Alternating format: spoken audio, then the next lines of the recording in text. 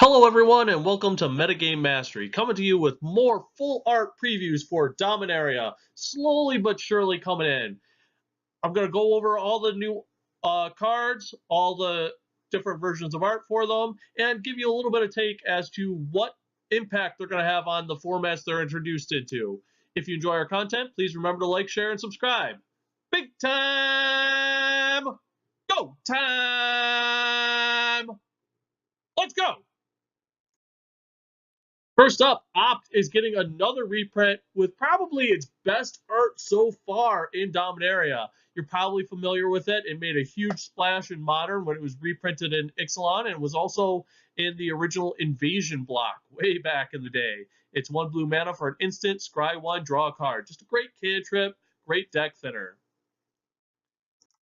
It's also getting a promo version with really eye-popping new frame. I really love the look of this, and this is probably going to be my go-to opt for blinging out my casual decks. It is confirmed Land of War Elves will indeed be making a return to standard in Dominaria. It's 1 green mana for a 1/1 Elf Druid. Tap to add 1 green mana to your mana pool. So important because turn 1 mana ramp has been something we've been missing in standard for years now. This is going to do a ton of work to speed up the format. And Monsters deck players rejoice. There's still people out there saying, oh no, it's not going to be in Dominaria. This is absolutely 100% going to be in Dominaria. And for the first time ever, we are getting a full art promo of Land of War Elves, which just looks fantastic. Cast down is 2 CMC, 1 colorless, and a black instant. Destroy target non-legendary creature. Not exactly Doomblade, but definitely better than Walk the Plank, which is pretty efficient on its own. It's more splashable in the fact that you only need 1 black mana in order to cast it, and it's instant speed.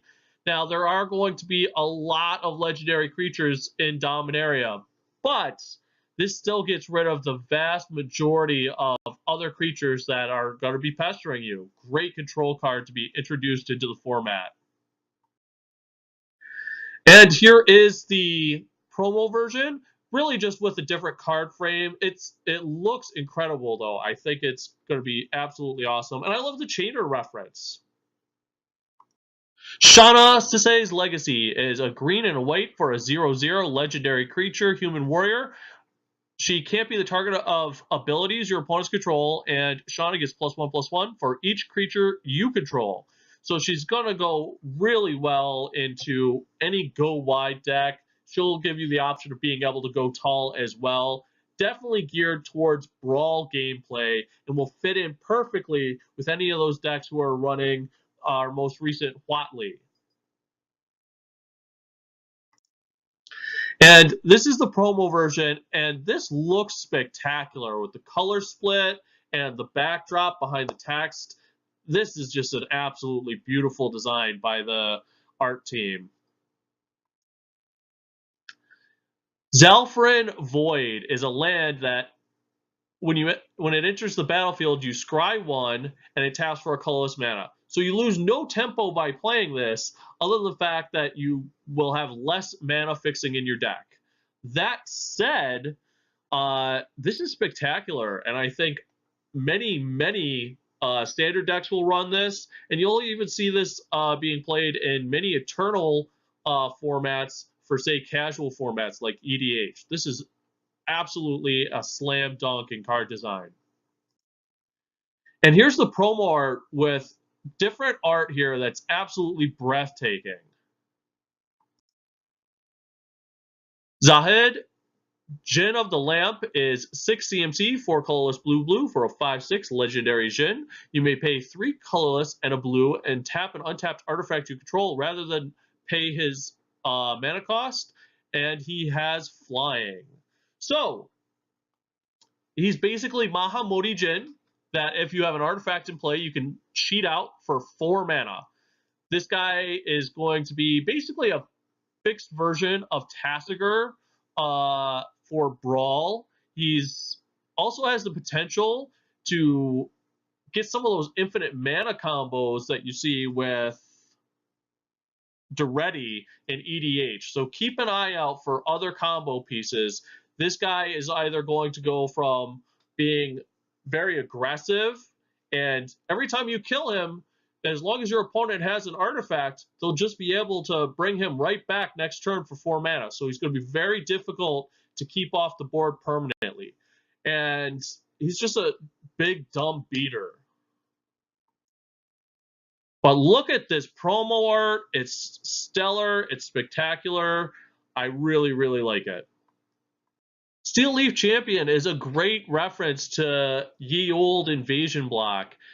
This is part of a cycle of color devotion creatures, all of which cost 3 mana, 4 of which were revealed in the leaks. This is easily the best. He's green, green, green for a 5/4 elf knight, and he can't be blocked by creatures with power 2 or less. So this is basically Ravenous Baloth on steroids, right? This is a really, really good card. This makes Wooly Thoktar look like an absolute chump.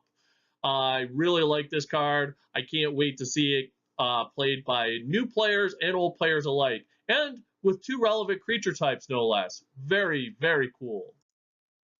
And here is the full art promo version, and it's just freaking fantastic. I'm looking forward to incorporating this in many, many casual decks. Merfolk Trickster is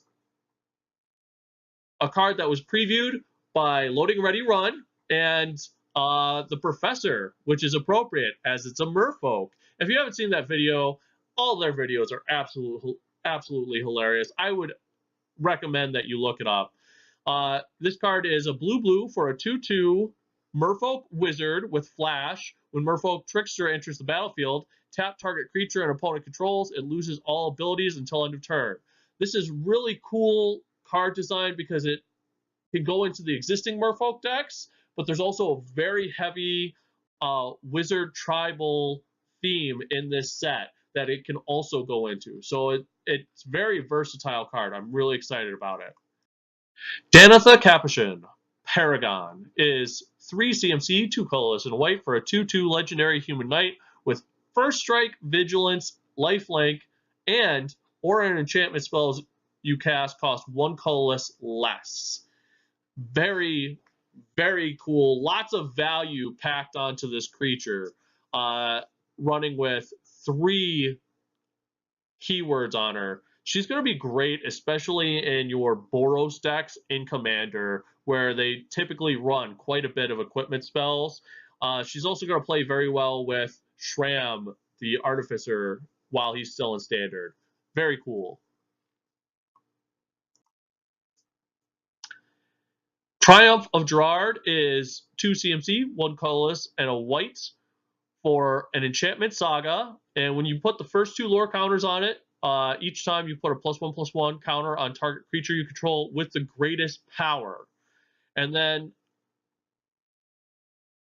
when you put the last lore counter on it, target creature you control with the greatest power gains flying, first strike, and lifelink until end of turn.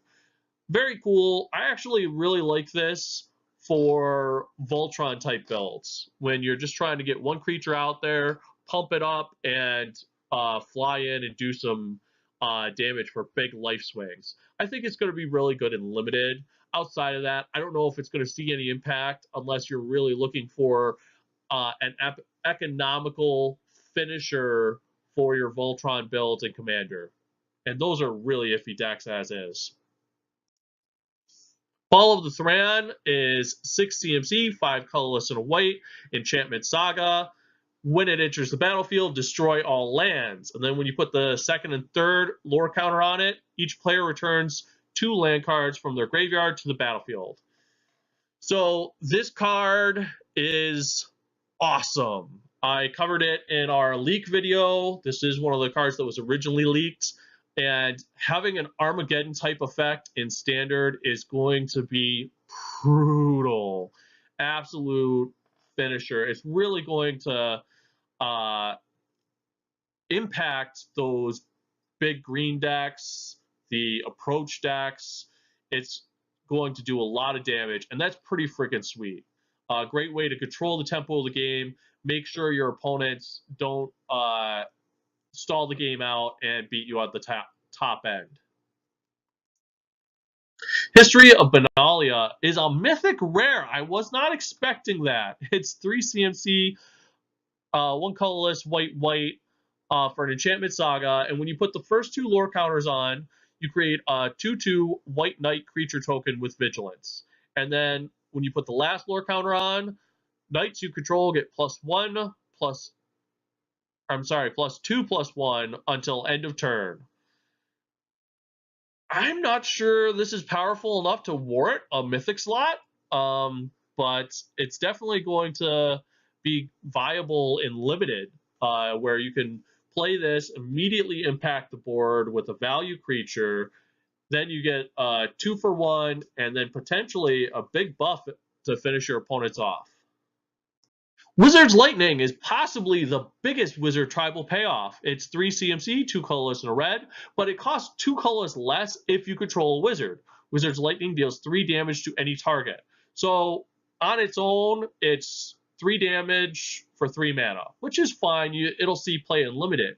But if you have a wizard in play, it's a lightning bolt. That's freaking sweet. Anything that gets you lightning bolts, whether it be in limited or standard, is worth taking a look at. And if for whatever reason Wizard's deck takes off in standard, this will definitely be a 4 of in that deck. And Wizard's Retort is 3 CMC, 1 colorless blue for an instant. This spell costs 1 less to cast if you control a wizard, counter target spell. So at worst, it's a cancel. But if you have a wizard in play, it's a counter spell, both of which are great cards. You see them sometimes in you see cancel sometimes in limited, but if you can get a counter spell in limited or even in standard, then it's worth running. Both of these cards are also going to be great for wizard tribal strategies that people have been running since Commander 2017 came out. So really, really cool stuff. And lastly, the first eruption. It's ironically the first eruption is our last card today. All right, moving on. It's 3 CMC, 2 colorless and a red for an enchantment saga. When the first lore counter is put on it, it deals 1 damage to each creature without flying. Second lore counter, you get to add 2 red, and then third lore counter, you sacrifice a mountain. If you do, it deals 3 damage to each creature. So it's kind of a controlled mini board wipe for limited, and in that regard, it's decent. I don't think it's necessarily something you'd want to first pick because it's so build around. It's an alright card. That's about it. But I absolutely love what they did with the art here. If you get a chance, check out the article on Wizards of the Coast website where they just post the full art on its own. This is a tapestry of the creation of Shiv, and it's just freaking beautiful. Great, great card design. Well, that's it for today. If you enjoy our content, please remember to like, share, and subscribe. This has been Metagame Mastery. Peace!